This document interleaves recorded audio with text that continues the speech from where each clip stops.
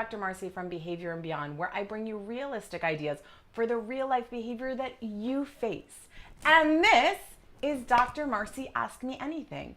It's the time where every month I gather your questions, find the one that I think will relate to the most people, and answer it for you while maintaining all of your confidentiality, because I know how important that is to you. So let's see what our question is this time. All right. Hi, Dr. Marcie. We need your help, and I know you're the right person with the right answer. Wow, thanks. How do we decrease our son's crying and screaming when he doesn't get his way? We need any ideas and help. Thanks. All right. So this sounds like is a mom and dad based on the signature, which I won't share, but just so you know. There are a couple things to do, and I think that kids having problem behavior, yelling, screaming, tantruming, meltdowns, whatever it looks like in your home when they don't get their own way, in some ways we can understand, right? When I don't get my way, I sometimes want to throw a temper tantrum, but I don't. So the first step is teaching your kid it's okay to feel disappointed. It's not okay to act the way you're acting, and separate the two. One is a behavior, one is who your kiddo is. We don't need to change their feelings. We just need to change their actions.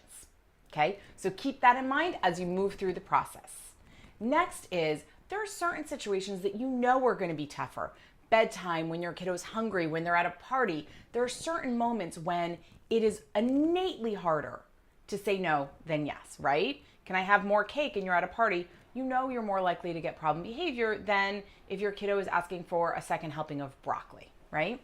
So the first start may be counterintuitive, but it's to start by saying no in everyday moments in your life, in small moments where there's not a lot of pressure, where it could go either way and neither of you are super invested in the answer.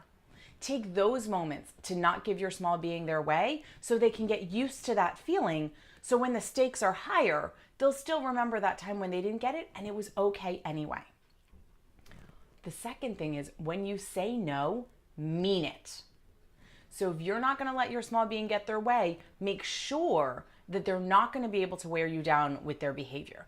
That if you know if there's a tantrum coming, you're going to eventually give in, just say yes from the beginning. That's the get out of jail free card as a parent. So let me be really clear with this, okay? You need to speak with purpose. So if you say yes to your small being asking for something, it's yes and they get it. If it's no, you say no and they can't have it no matter what behavior they have. But if you've had a long day, then you get to come back and say, you know what? I'm going to say yes even when I shouldn't.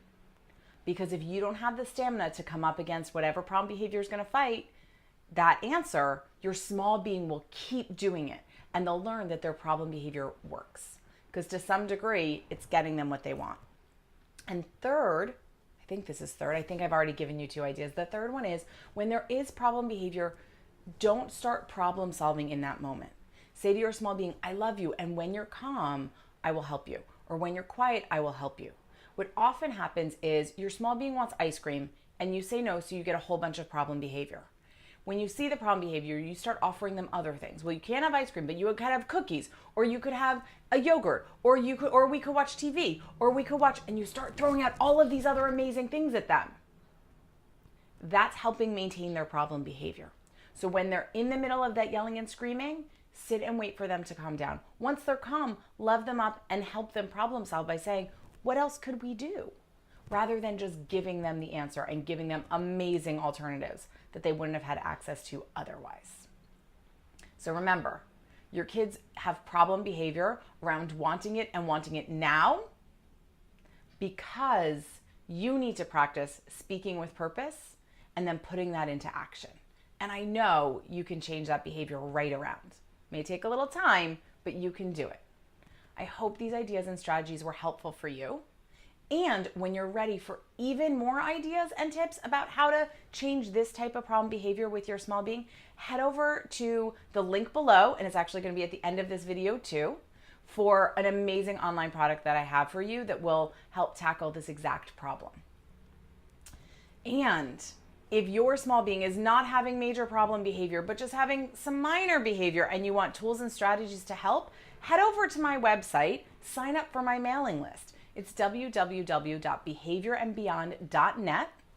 And my weekly mailing list comes out with amazing tidbits of information every week that will help you if you're having major problem behavior, get back on track. And if you're on track, it will help you stay there.